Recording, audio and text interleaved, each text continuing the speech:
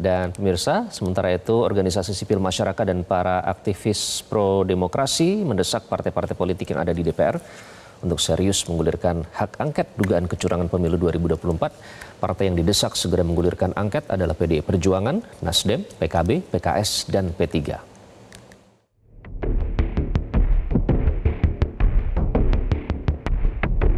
Desakan agar partai-partai politik di DPR segera menggulirkan angket dugaan kecurangan pada pemilu 2024 terus disuarakan berbagai kalangan.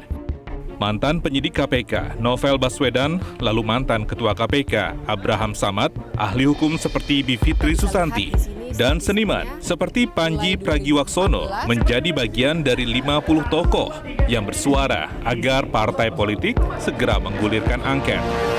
Dalam surat bertanggal 8 Maret 2024, para tokoh meminta Ketua Umum PDI Perjuangan, Nasdem, PKB, PKS, dan P3 untuk tidak ragu menggerakkan fraksi-fraksi anggota DPR untuk mengajukan dan melakukan hak angket penyelenggaraan pemilu 2024.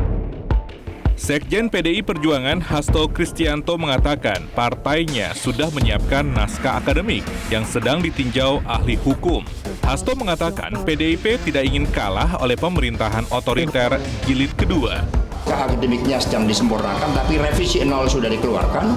Sekarang juga sedang mendapat review dari beberapa pimpinan civil society, beberapa pakar hukum, beberapa pakar IT, dan pada saat bersamaan itu kita bangun kesadaran bahwa yang ingin kita benahi adalah rusaknya nilai-nilai demokrasi.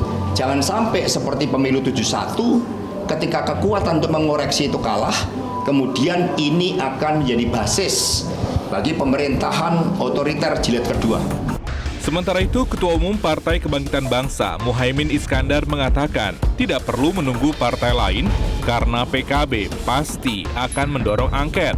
Saya kira tidak perlu ketemu juga. Buat apa ketemu tadi juga nggak ada kepastian rencana berikutnya. Ya, kalau mau tahu yang sesungguhnya ya kita lihat di DPR aja.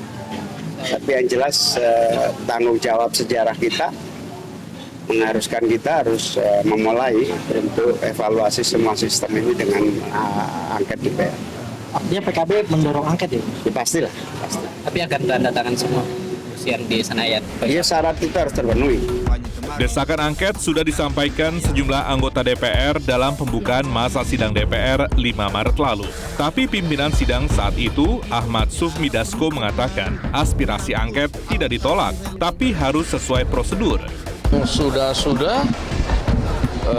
ada prasyarat yang harus dipenuhi oleh yang mengajukan, kemudian diajukan ke pimpinan DPR. Udah itu aja. Tapi ini sudah dibahas di Rapim atau Bamus belum sih, Bang? Ya gimana Rapim membangun rapat anunya aja baru hari ini, kita baru rapat masuk sidangnya hari ini. Sementara itu, penghitungan suara hasil pemilu 2024 di tingkat kota kabupaten molor dari jadwal yang ditetapkan.